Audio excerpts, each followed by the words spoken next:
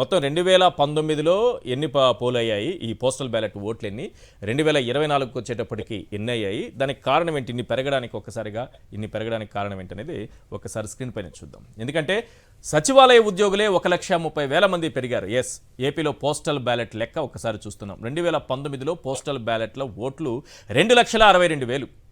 2024కి వచ్చేటప్పటికి 4,97,000, అంటే 5 లక్షల ఓట్లున్నాయి. ఇప్పుడు వీటిపైనే చంద్రబాబు కన్నేశారా?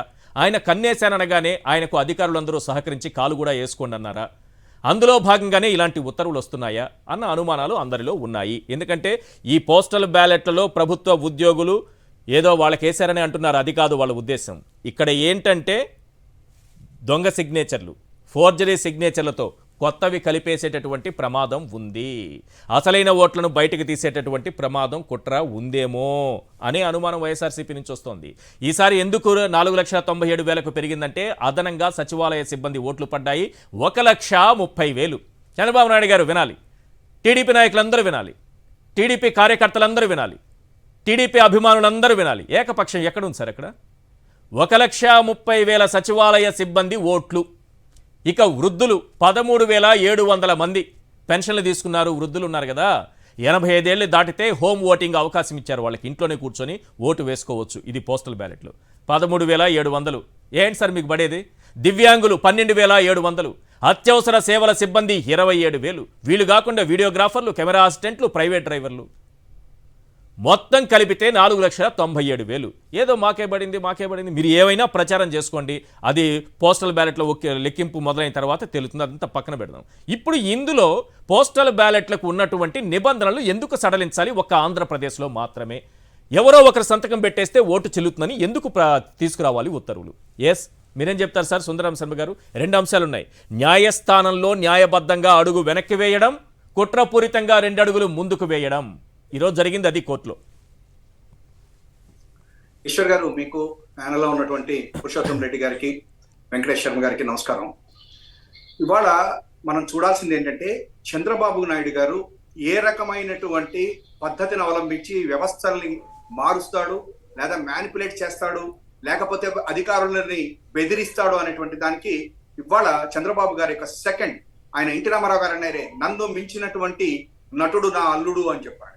ఎందుకంటే 2019లో ఇదే ఎలక్షన్ కమిషన్ మోడీ గారి చేతుల్లో ఉంది అని చెప్పని ఇక్కడ గల్లీ నుంచి ఢిల్లీ దాకా పోయి ఈవీఎంలను కూడా ఇచ్చేసి ఈ ఎలక్షన్ కమిషనర్ ఏ రకంగా బజార్కి ఇచ్చాడో ఆ రోజున ఇవాళ శకుని పాత్ర పోషిస్తున్నాడు. ఇవాళ వచ్చేసరికల్లా ఏం చేశాడంటే వాళ్ళతోటి చేరిపోయేసేసి వాళ్ళని భ్రష్టు పట్టిస్తున్నాడు. ఎలక్షన్ కమిషన్ యొక్క పరువు ప్రతిష్టల్ని రోడ్డు మీదకి లాగి భ్రష్టు పట్టిస్తున్నాడు నారా చంద్రబాబు నాయుడు గారు ఇవాళ రోజున. ఎందుకని చెప్పని ఈ మాట అనాల్సి వస్తుందంటే తనే పిటిషన్లు ఇస్తాడు, తన వాళ్లే పోయి పిటిషన్లు ఇస్తారు, తన పచ్చ పేపర్లలో రాయిస్తాడు, వెంటనే తనకు సంబంధించినటువంటి వాళ్ళ చేత కోర్టులకు వెళ్తాడు, తను వెంటనే దాని గురించి మాట్లాడతాడు. ఈ రకంగా అధికారులనే కాదు ఎలక్షన్ కమిషన్ ని కూడా ఒక రకంగా బెదిరిస్తున్నాడా లేకపోతే ఏం చేస్తున్నాడా అనేటువంటిది ప్రజల్లోకి వచ్చింది. ఇవాళ మొదటిది పోస్టల్, ఇవాళ న్యాయస్థానంలో ఇవాళ రోజున మొన్న మెమో ఇష్యూ చేశారు మన ఇక్కడ ఉన్నటువంటి సిఇఓ గారు. ఇక్కడ ఏంటంటే మనం మొదటి నుంచి కూడా ఒక విషయం చెప్తుంది ఏంటంటే సిఇఓ గారు అనేటువంటి ఆయన నిజంగా నిష్పక్షపాతంగా ఉన్నారా లేదా, లేకపోయేటట్టయితే ఎందుకు ఈ మాట అనాల్సి వస్తుందంటే ఎప్పుడైతే పురంధరేశ్వరి గారు కానీ, తెలుగుదేశం పార్టీ నుంచి కానీ, లేదా నిమ్మగడ్డ రమేష్ కుమార్ గారు లాంటి వాళ్ళు కానీ ఏ విచారణ కోసమో లేకపోతే ఏదైనా పిటిషన్ తీసుకుని ఇస్తే ఇమీడియట్ గా రియాక్ట్ అవటం జరుగుతోందని చెప్పి ప్రజల్లోకి వచ్చినటువంటి భావన. ఎందుకంటే జనరల్ గా ఎలక్షన్ లో ఆఫీసర్స్ ని మార్చండి అని కానీ ఇవని కానీ అడుగుతూ ఉంటారు. అది రాష్ట్రంలో జగన్మోహన్ రెడ్డి గారు 2019లోనూ చేయలేదు, ఈ రోజు కూడా చేయలేదు. కానీ వీళ్ళు పోయేసేసి పురంధరేశ్వరి గారి ద్వారా కొంతమందిని మార్చమని అడిగారు. సరే మారుస్తారా లేదా పక్కన పెట్టించండి. సరే ఆమె అడిగింది, కొంతమంది ఎవరెవరు కావాలో అడిగింది, వీళ్ళందరినీ తీసుకుని వచ్చేసారు. కానీ జనరల్ గా ఎలక్షన్ కమిషన్ ఇటువంటి తీసుకునేటప్పుడు దర్యాప్తు చేస్తుంది. ఒక ఆఫీసర్ ని ఏదో ఒక రాజకీయ పార్టీ ఆమె ఇచ్చిందంగానే మార్చకూడదు. అట్లీస్ట్ వాళ్ళ మీద ఎంక్వైరీ చేయాలి. ఇన్నాళ్ల పార్టీ ఎందుకున్నది, వాళ్ళు నిష్పక్షపాతంగా లేరని చెప్పిన వీళ్ళు ఎట్లా చెప్తున్నారు, ఆధారాలు ఏమున్నాయి అనేది చూడాలి. ఈ సెషన్ టైంలో ఇవన్నీ కూడా జరిగినాయి. సెషన్ కి అంత మంచి పేరు ఎందుకు వచ్చిందంటే ఒక ఆఫీసర్ ని ట్రాన్స్ఫర్ చేయండి అంటే దాని మీద ఎంక్వైరీ చేయమనేవాడు. చేసిన తర్వాతనే ఇదంతా జరిగింది. కానీ దురదృష్టం ఏంటంటే వెంటనే వాళ్ళందరినీ మార్చారు.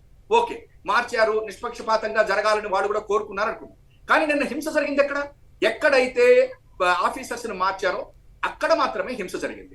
ఇంకా మిగతా అన్ని చోట్ల కూడా ప్రశాంతంగా జరిగింది. అంటే దీన్ని బట్టి ఎలక్షన్ కమిషన్ ఫెయిల్ అయింది అనుకోవాలా వద్దా అనేటువంటిది మన ప్రజల్లోకి వచ్చింది.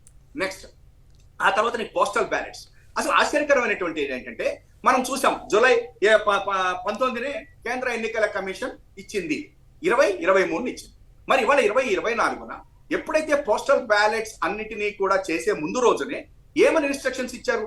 ఈ ఇన్స్ట్రక్షన్స్ ఫాలో కావాలి కదా, వాళ్ళు సంతకం పెట్టాలి, వాళ్ళ డిజిగ్నేషన్ రాయాలి, ఇవన్నీ ఉన్నది, ఇవన్నీ చెయ్యాలి అనేటువంటిది కదా 23 జూలై 19 ఇచ్చినటువంటి వాళ్ళు ఇచ్చినటువంటి మార్గదర్శకాల్లో.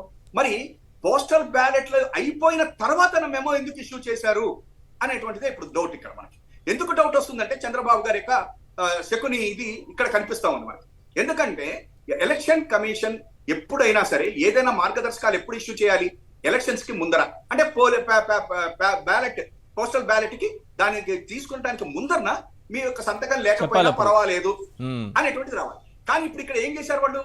ఎలక్షన్ పోస్టల్ బ్యాలెట్స్ అయిపోయినాయి, ఇవన్నీ అయిపోయిన తర్వాత అసలు ఎలక్షన్ కమిషన్ ఇవాళ మార్గదర్శకాలు ఎందుకు చేంజ్ చేయాల్సి వచ్చింది, ముఖ్యంగా ఈ రాష్ట్రంలోనే ఎందుకు చేంజ్ చేయాల్సి వచ్చింది అనేటువంటిది నెంబర్ 1.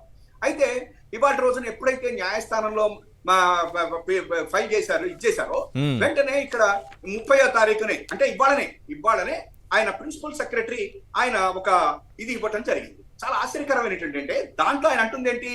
మీరు అడిగినటువంటి దానికి నేను సమాధానం చెప్తున్నాను అంటున్నాను. మీరు అడిగిన దానికి నేను సమాధానం చెప్తున్నాను అంటే అది ఈ రాష్ట్రం వరకే పరిమితం, మిగతా రాష్ట్రాలకే పరిమితం లేదు. నెంబర్ 1. నెంబర్ 2, అసలు ఈయన ఈ రకంగా ఇవ్వటానికి ఈయనకు ఉన్నటువంటి అథారిటీ ఏంటి? ఐఎమ్ డైరెక్టెడ్ టు అన్నాడు. ఓకే, ఎవరు తీసుకున్నాం? ఎవరు ఇచ్చారు నీకు అసలు ఈ అధికారం? ఎందుకంటే ఇది it is a policy decision sir. Election commission of India sir, election commission of India principal secretary Avinash Kumar garu, మీరు వారిని మీకు అధికారం అని ఎలా అంటారు?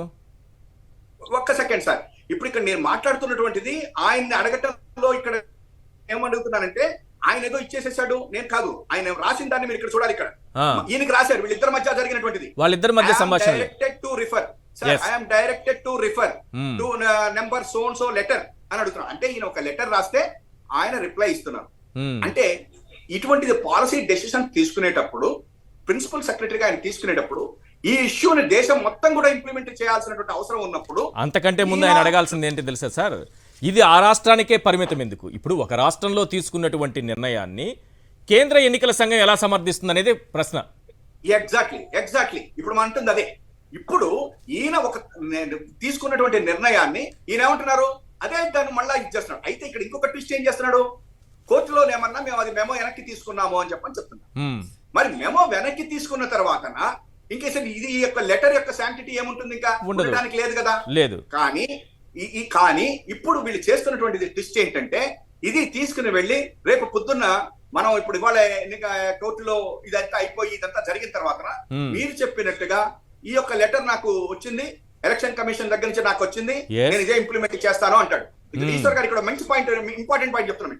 మనం ఏమంటాం అంటే లేదంటే న్యాయస్థానంలో మెమో వెనక్కి తీసుకున్నాక ఇది చెల్లదు అని చెప్పి మేమంటాం అనుకోండి. నాకు అది సంబంధం లేదంటే మాకు ఎలక్షన్ కమిషన్ నుంచి ఇది వచ్చింది అంటాడు. ఈ మాట నేను ఎందుకు అంటున్నానంటే ఆ రోజున హైకోర్టులో పథకాలన్నిటినీ కూడా రేపటి లోపల దానికి సంబంధించింది విడుదల చెయ్యండి అని చెప్పని నిధులు విడుదల చేయమని చెప్పంటే ఇక్కడ ఎలక్షన్ కమిషన్ ఏం చేసింది?